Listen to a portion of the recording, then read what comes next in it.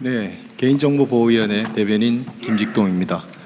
먼저 주요 업무 보고를 송경희 개인정보보호위원회 위원장님께서 보고드리겠습니다. 네, 개인정보보호위원회 하반기 업무 계획을 보고드리겠습니다. 상반기 주요 성과입니다. 개인정보위는 엄정한 조사, 처분과 함께 매출액의 10%까지 징벌적 과징금을 부과할 수 있도록 법을 개정하였습니다. 또한 개인정보 보호 체계를 예방 중심으로 전환하고 있습니다. 지난 5월에 대통령님께 보고드린 대로 2,300여 개 공공기관이 개인정보 보호 실태를 점검하도록 지원 중입니다. 가명 처리 기간은 대폭 단축했고 국민이 직접 다운로드받아 활용할 수 있는 정보 범위를 전 분야로 확대했습니다. 그럼 이러한 변화가 현장에서 어떻게 체감되고 있는지 잠시 영상으로 보시겠습니다.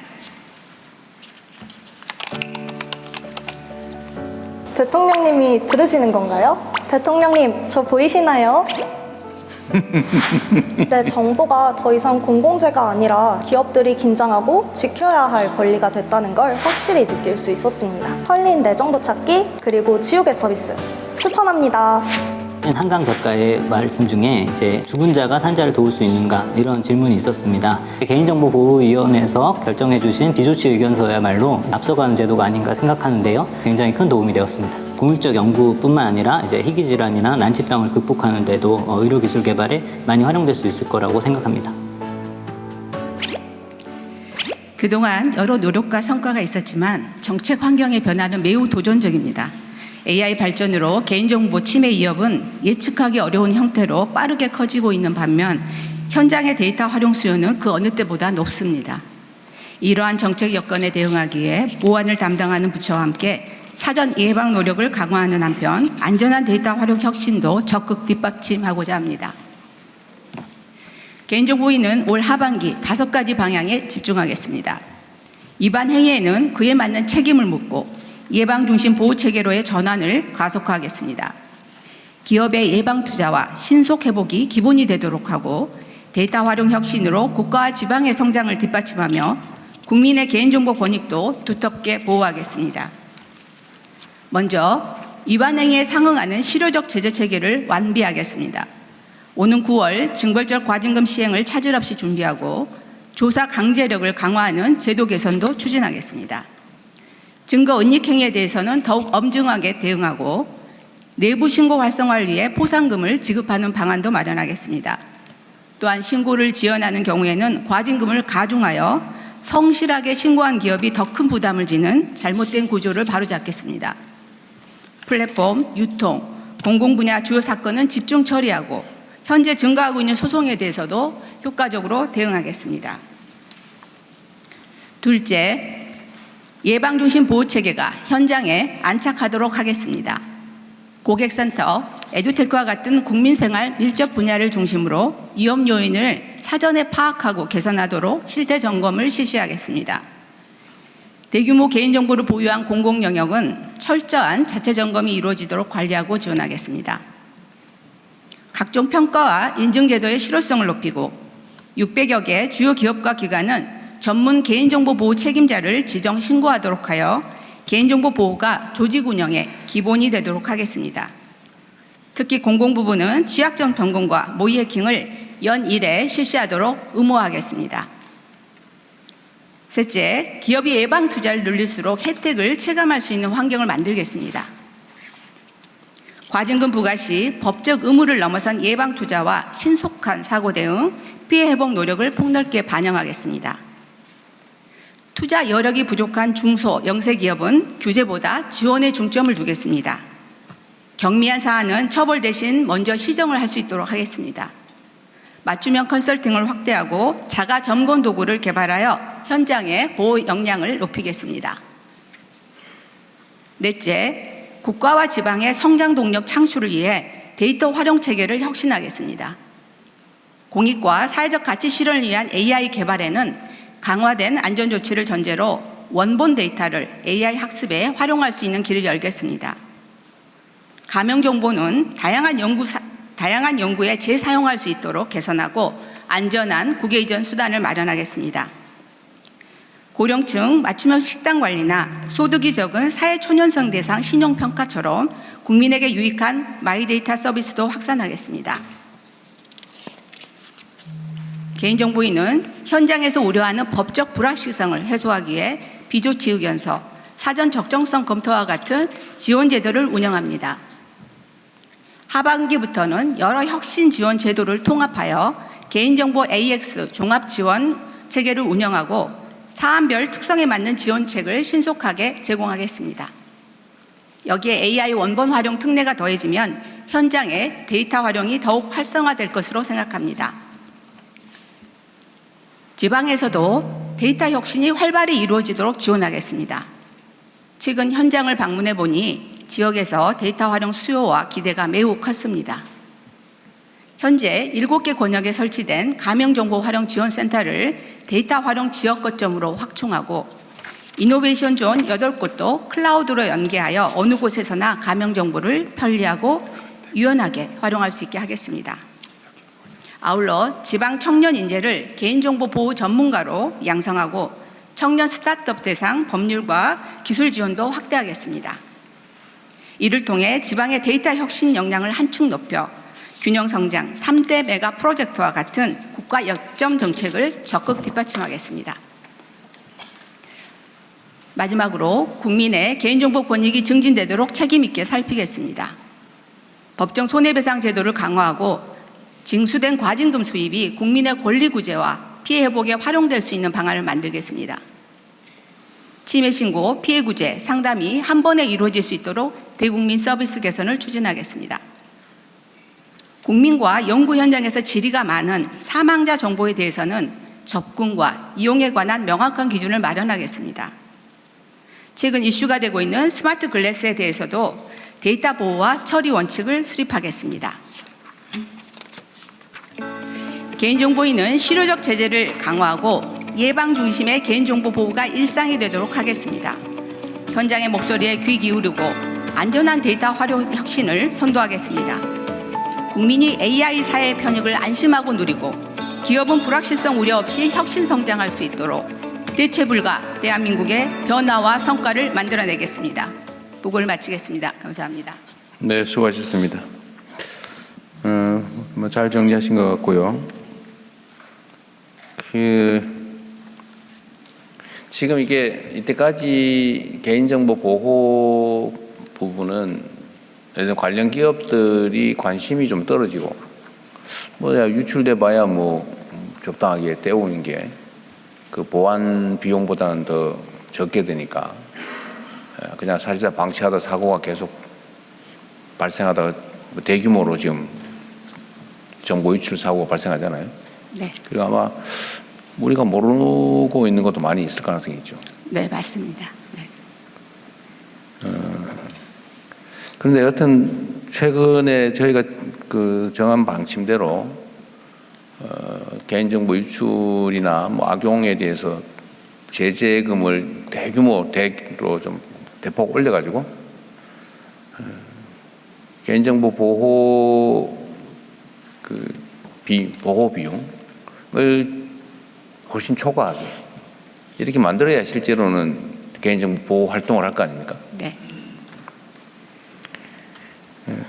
그래서 최근에 이제 과징금 액수가 좀 올라갔는데 여기에 대해서 이거 나만 표적으로 해서 이런 거 아니야?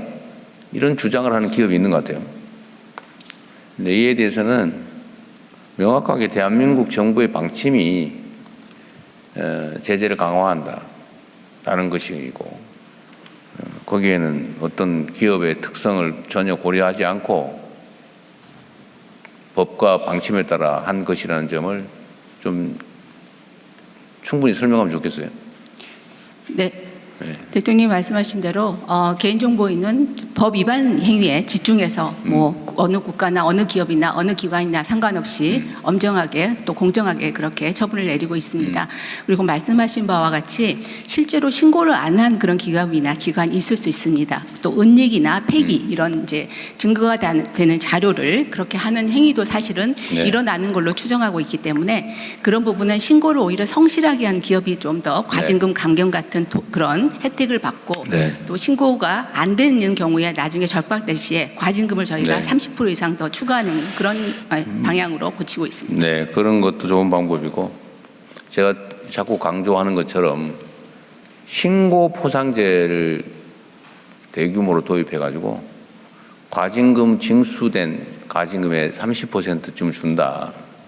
그 도입하고 있는 거죠. 지금 이제 은닉 폐기하는 경우에 그 내부자가 아니면 날소가 사실 물론 잘 그렇죠. 없기 때문에 그런 걸 신고를 할 경우에 실제로 포상금 제도를 이제 그렇게 도입하는 것을 지금 법안 준비를 하고 있습니다. 그리고 기획예산처랑 그 협의해서 그건 얼마 정도, 네. 어느 정도 할 걸로 지금 기획하고 있는데 지금 최종 확정을 짓지 않았지만 이제 타 부처의 사례들을 보고 뭐 30% 정도 이런 거를 좀 검토를 해보고 상한 있습니다. 없이 30%. 네, 검토를 기본적으로, 하고 있는 중입니다. 네. 네.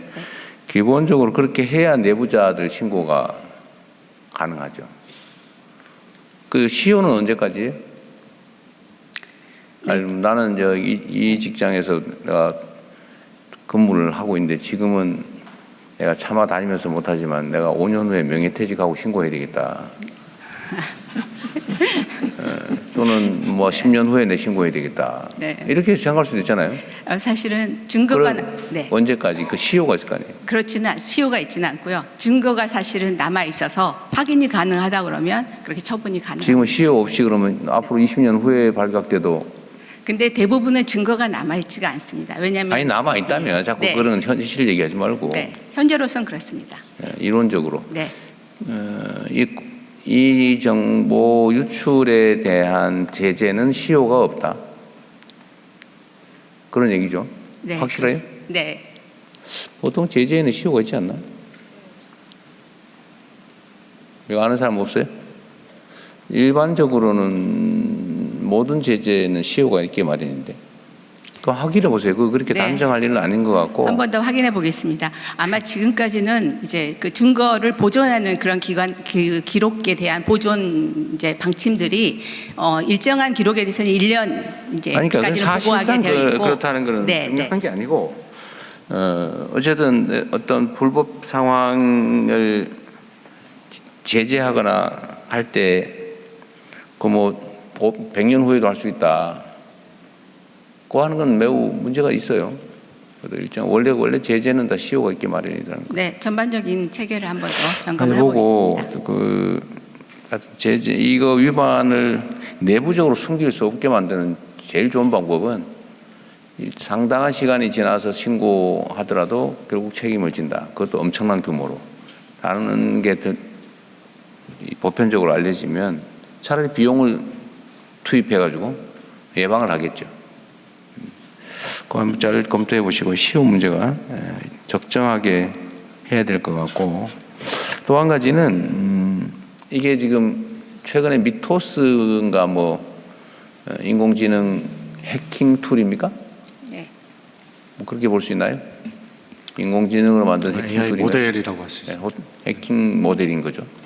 그러니까 사실 뭐 해킹 전용은 아닌데 전용 아닌데 해킹 AI 가 기능이 그 있는. 해킹까지 해킹 뭐 이렇게 그런데 보안 이게 사실은 이제 그 보안이 어디가 흠결이 있는지 다 순식간에 찾아낸다는 거 아닙니까?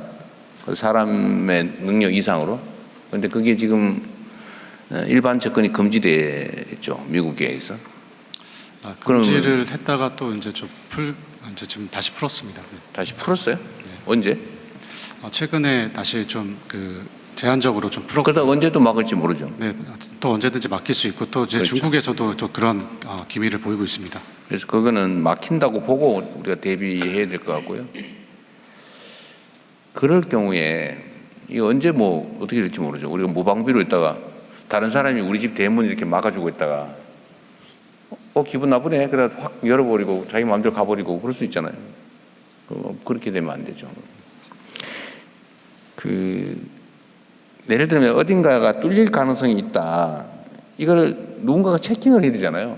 물론 뭐 자체적으로 열심히 하겠죠. 방화벽인지 뭐 이런 거 설치하고 과연 이게 해킹에 뚫릴 수 있나 없나 나름은 자기들끼리 점검을 할 텐데 이게 어딘가 틈이 생기는 경우가 있다는 거고 그걸 틈을 뚫고 들어오면 엄청난 사고가 발생하는 거 아닙니까? 근데 이거를 예방적 차원에서 원래 화이트 해킹이라고 하나요? 예방적 차원에서 좀 이렇게 이 길이 뚫리는 길이 있나 없나 체크하는 거는 네, 예를 화이트 들면 해커들이 그 체크를 합니다. 그걸 산업화하거나 아니면 하나의 기관 아니면 뭐 기관이나 뭐 이런 데서 한 번씩 뚫리나 안 뚫리나 한번 해보는 거는 혹시 정책적으로 있습니까? 그 한국인터넷진흥원 합법적 정책적으로 있느냐? 네, 키사에서 그런 모의 해킹도 하고 화이트 해커를 통해서 그 특정 기관의 어떤 침투를 또 해봅니다. 근데 법률적 근거가 없으면 민간 기업이나 이런 데 뚫고 들어가면은 처벌될 것 같은데. 네, 그래서 그 법률적 근거를 지금 마련하는 만들고 제도를 있어요? 지금 네. 추진하고 있습니다. 어쨌든 그 피해를 끼치지 않으면서 예를 들면 이런 루트가 뚫려 있다고 하는 걸 꼭 본인 동의가 있어야만 하는 것도 문제고 피해가 생기지 않는 범위 내에서는 동의 없이도 동의하면 문제가 없으니까 동의 없이도 이렇게 체크해 보는 거를 허용하는 법을 만드는 중이다 그 말이에요. 네, 그 일정 기간 동안에 사실 그 기관이나 기업이 열어놓고 화이트 해커가 침입을 하더라도 그게 법적으로 문제가 없을 수 있도록 하는 게 뭐 CBDP 같은 이런 제도들이 있습니다. 그걸 도입하는 거를 지금 네, 추진하고 동의 없이 있고. 어쨌든 네, 뚫어보는 거 네, 그렇습니다. 피해만 그치지 않고 그 동의 없이 가능한 법을 만드는 중이다. 네, 네. 네, 알겠습니다.